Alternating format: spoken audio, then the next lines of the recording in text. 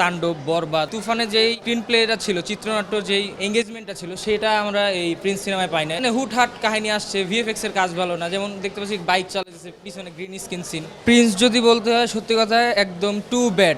জঘন্য, screen play ভালো না, ভিএফএক্স এর কাজ ভালো না। আমার মতে ডিরেক্টরে পাইলে আমার থাপড়াইতে মন চাইতেছে ভাই। আরো যোগ্যতা নিয়ে তারপরে সিনেমা বানানো দরকার। জামিল মারা গল্প ভাই, এগুলো দরকার নাই।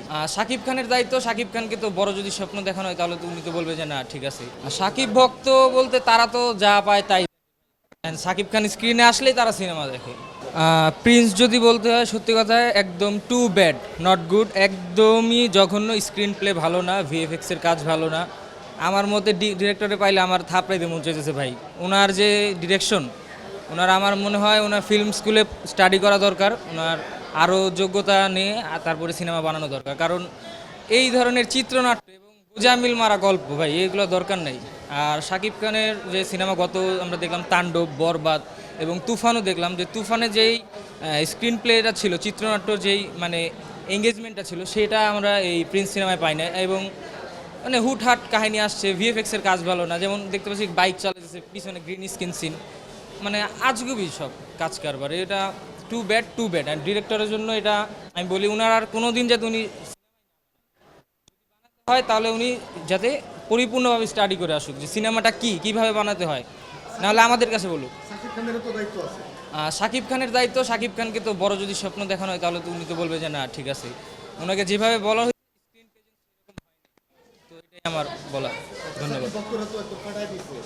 শাকিব ভক্ত বলতে তারা তো যা পায় তাই।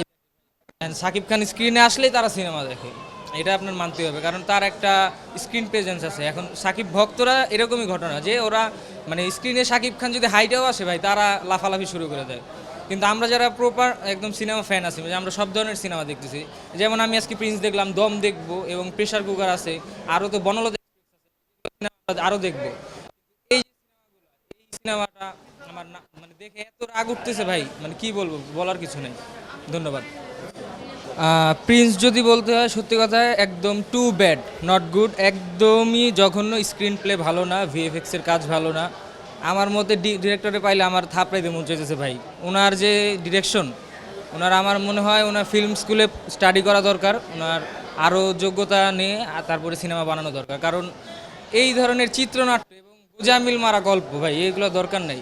আর শাকিব খানের যে সিনেমা গত আমরা দেখলাম তাণ্ডব, বরবাদ এবং তুফানও দেখলাম, যে তুফানে যেই স্ক্রিন প্লেটা ছিল, চিত্রনাট্য যেই মানে এঙ্গেজমেন্টটা ছিল, সেটা আমরা এই প্রিন্স সিনেমায় পাই না। এবং মানে হুটহাট কাহিনী আসছে, ভিএফএক্স এর কাজ ভালো না। যেমন দেখতে পাচ্ছি বাইক চালাতেছে, পিছনে গ্রিন স্ক্রিন সিন। মানে আজগুবি সব কাজ কারবার। এটা too bad, too bad. And ডিরেক্টরের জন্য এটা আমি বলি উনার আর কোনো দিন যাতে উনি হয় তাহলে উনি যাতে পরিপূর্ণভাবে স্টাডি করে আসুক যে সিনেমাটা কিভাবে বানাতে হয়। নাহলে আমাদের কাছে বলুক। শাকিব খানের দায়িত্ব, শাকিব খানকে তো বড় যদি স্বপ্ন দেখানো হয় তাহলে তো উনি তো বলবে যে না ঠিক আছে। ওনাকে যেভাবে বলা হয়েছে, তো এটাই আমার বলা। ধন্যবাদ।